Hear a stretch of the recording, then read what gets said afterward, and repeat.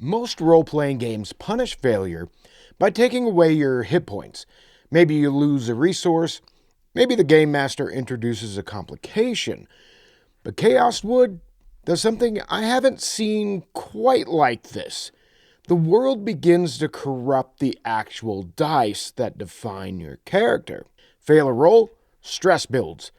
Your attributes begin to weaken, and eventually the normal dice you use to play your character can literally be replaced with chaos dice. The force doesn't just attack your character, it gets inside your character sheet. And that might be one of the most interesting things about Chaos Wood, dark fantasy RPG Forsaken Tombs. I was sent this box set from Exploring Map, the people that brought you Hollow Dungeons, which I did a review on a while back. You can see that card up here and watch that if you want. They have come back in full force, and they are in the final hours of the Kickstarter for this boxed set. Full disclosure, this is not a sponsored video, but I was sent this box set for review. It's a digest-sized game, and inside of the covers of the box, you've got a handy map,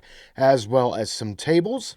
It comes with the main book, 2 adventures, some counter pieces, a stack of character sheets, and I've already filled one out here, 2 sets of dice, a dice pouch, an awesome cloth map, a paper map with 2 sides for the adventures that are included, and a bookmark. I saw on the Kickstarter that there's also some wooden tokens, but I didn't get that in this box set. That might be part of their stretch goals. Chaos Wood Forsaken Tombs describes itself as a rules-light, art-heavy, dark fantasy tabletop role-playing game. The setting is the Chaos Wood Forest, a mist-covered forest filled with ancient runes, forgotten caves, catacombs, buried tunnels, strange creatures, and a spreading darkness. And you're not the chosen one. You're not saving the multiverse. You're a mercenary adventurer. You're entering a cursed forest to help the nearby village survive, and according to the book, you probably won't be the same if you come back. The game supports solo play, cooperative play, traditional guided play with the game master called the Chaos Keeper. It's completely chaos-driven play using the game mechanics and the random tables. Solo play in this game isn't an optional chapter bolted onto the back of this thing. Chaos Wood was built with solo play in mind. Now, the gameplay loop is incredibly easy to understand. There's Dark Hood Village, where you prepare, get a quest, buy equipment, enter the forest, explore, fight, survive, loot, return, get stronger, and go back again. The book summarizes the player's role as plan, explore, encounter, survive, grow stronger, and repeat. Now, if you've played dark fantasy video games, there's something immediately familiar about this structure. Darkhood Village is essentially your hub town, and this leads to one of my favorite design decisions in the entire book. The rulebook exists inside the world. Instead of simply giving you traditional character creation chapter, combat chapter, magic chapter, and equipment chapter, Chaos Wood turns those rules into people. If you want a quest, visit the Elder. If you need weapons and armor, visit the blacksmith. If you want spells, go see the wizard. Need potions, visit the alchemist. Herbs and bandages, the herbalist. If you want to learn about creatures and traps, visit the hunter. There's more people in the town to meet, to interact with, and then when you finally die, you visit the gravekeeper. So basically, you are interacting with the world while you are creating your character. And I think that's so awesome and unique. The NPCs are basically chapters of the rulebook, and I absolutely love that idea. Now let's talk about characters. Characters start at level 0. You begin with 10 coins and 1 ration. Chaos Wood has 4 attributes, which are life, strength, agility, and willpower, and 3 abilities, defense, attack, and cast. But you don't have a strength of 16 or an agility of 14. Your stats are the dice. There are 2 sets of dice. There are the Explorer dice, which are these gray and oxidized copper color dice. And then these gray and red ones are the chaos dice. We'll get to that in a second. So you got your D20, your D12, D10, and percentile dice for attributes. And you have the 8, 6, and 4 for your abilities. So maybe a character has an agility of D12 and an attack of D6. When I attack with an agility-based weapon, I roll these two dice together. My character isn't defined by a page full of bonuses and modifiers. My character is physically represented by the dice sitting in front of me. Your highest attribute and ability dice also determine your thematic class. So for instance, a D20 in life and a D8 in defense is the Tower Guard. Different combinations produce wardens, druids, knights, warriors, paladins, rogues, assassins, rangers, priests, sorcerers, and mages. But understand this, the book specifically says that classes are mostly thematic variants. There are no fixed class differences.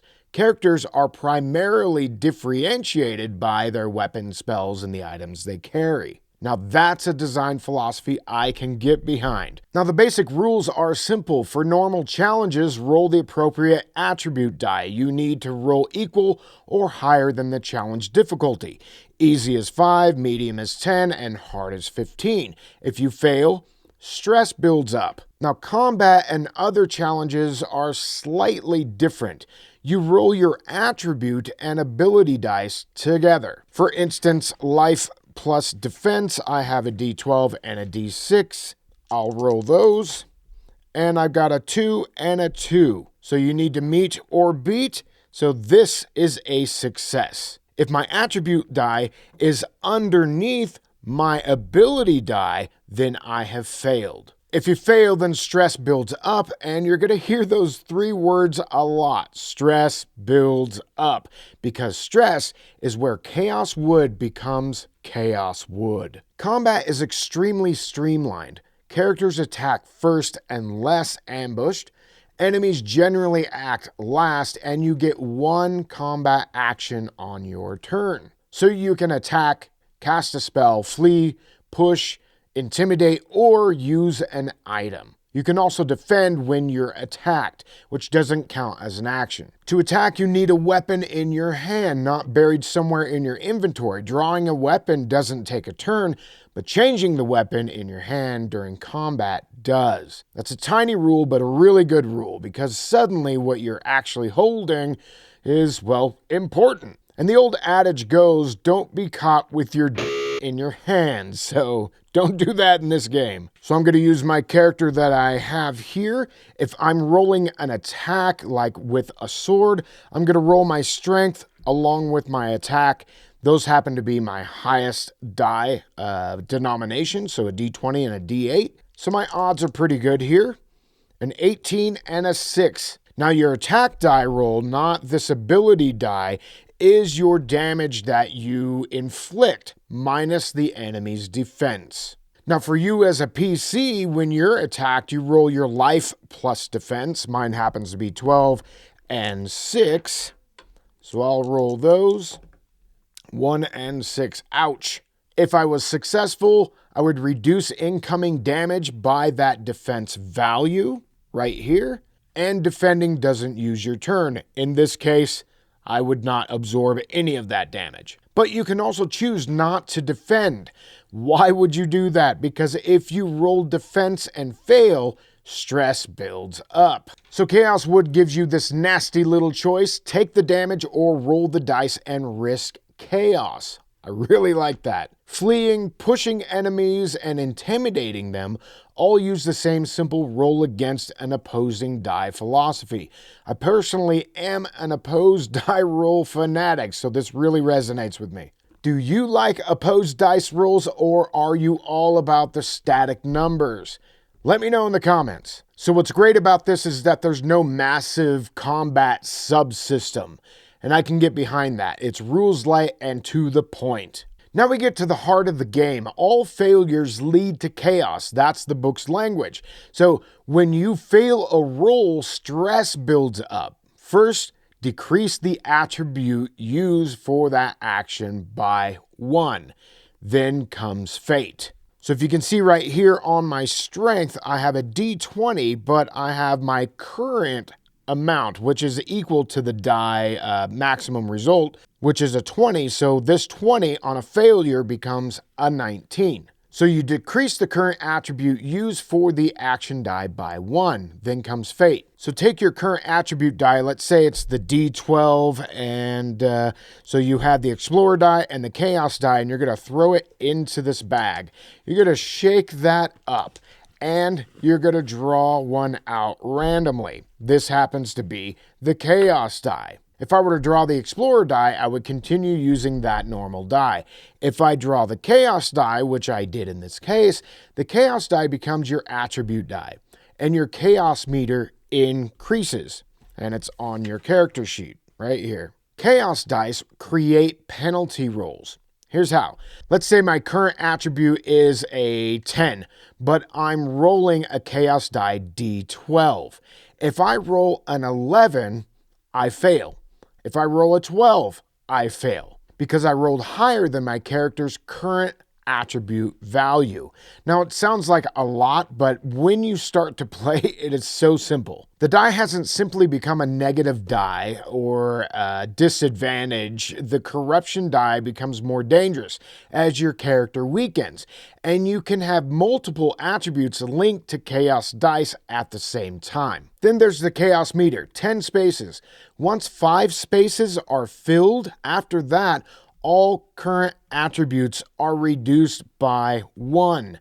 So the Chaos just keeps increasing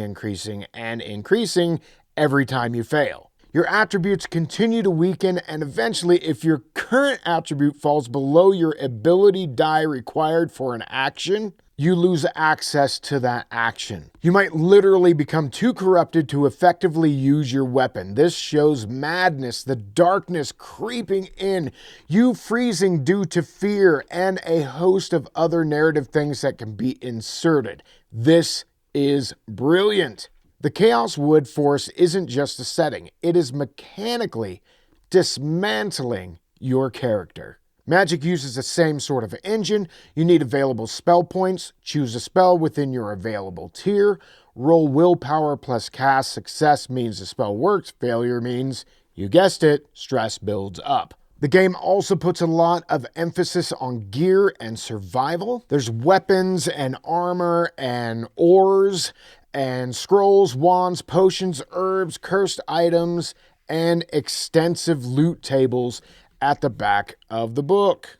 And then these tables are great. What you would find in a pot, a backpack, a sack, chest, crate, a barrel, so on and so forth. Such awesome inspiration here. The Force also has movement and survival procedures, foraging, food, herbs, camping, resting, rations, weather, and events. Again, the game wants the journey into the forest to affect your character. The forest is out to get you. Now, the back half of the book is a bestiary, loot tables, and dungeon crawling, all about death in the Gravekeeper section, mysteries on page 119 with the seer, chaos adventure tables right here. It just goes on, loot generators, magic, and cursed items, titles, weather, events, dungeon cards. Chaos Wood is not trying to be Dungeons and Dragons, and I don't think you should approach it expecting that. It feels like a game of spiraling chaos, a solo adventure game